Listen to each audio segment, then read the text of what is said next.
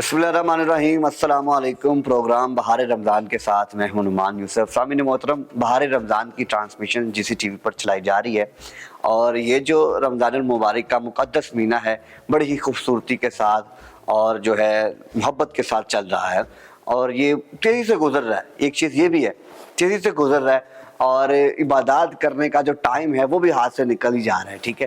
تو اللہ رب العزت سے دعا ہے کہ ہر سال اللہ ہمیں رمضان کی جو ہے وہ مہینہ توفیق عطا فرمائے، اور اس میں بہار رمضان کی ٹرانسمیشن بھی کرنے کی توفیق عطا فرمائے۔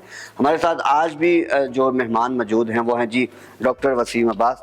وسیم بھائی بہت شکریہ جوائن کرنے کا۔ لاسٹ سیگمنٹ میں ہم نے نزول قرآن کے اوپر سوالات کیے تھے، آج بھی ایک بڑا ہی خوبصورت سوال آپ کے لیے میں لے کر آیا ہوں کہ وحی کیسے آتی تھی، اور حضرت جبرائیل علیہ السلام کا اس میں کیا کردار تھا؟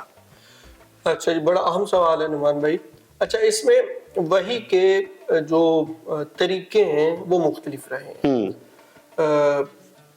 کبھی فرشتہ لے کر آتا وحی، اچھا، کبھی فرشتہ اپنی اصلی حالت میں آتا، کبھی فرشتہ کسی انسان کی حالت میں آتا، کبھی خواب کے ذریعے وحی ملتی۔ جو انبیاء اکرام کو خواب آتے تھے وہ بھی ایک وحی تھی۔ جیسے حضرت ابراہیم علیہ السلام کا وہ واقعہ ہے کہ آپ اپنے بیٹے کو ذبح کرتے ہیں، تو وہ وحی تھی اللہ کی طرف سے۔ اللہ، جو انبیاء کے خواب ہوتے ہیں وہ وحی ہوتے ہیں۔ اسی طرح گھنٹی کی آواز ٹھیک ہے، سنائی دے، تو مختلف شکلیں رہی ہیں وحی کی، جو مختلف مواقع کے اوپر اللہ رب العزت اپنے نبی کریم علیہ السلام کے قلب اطہر کے اوپر وہ وحی کا نزول فرماتے تھے۔ تو ان میں سے ایک ذریعہ جو ہم سب جانتے ہیں کہ جبریل امین وحی لے کر آتے تھے، اور مختلف مواقع کے اوپر نبی کریم علیہ السلام نے یہ فرمایا بھی کہ جی جبریل امین آئے تھے اور یہ اللہ کی طرف سے پیغام لے کر آئے اور آپ نے لکھوایا۔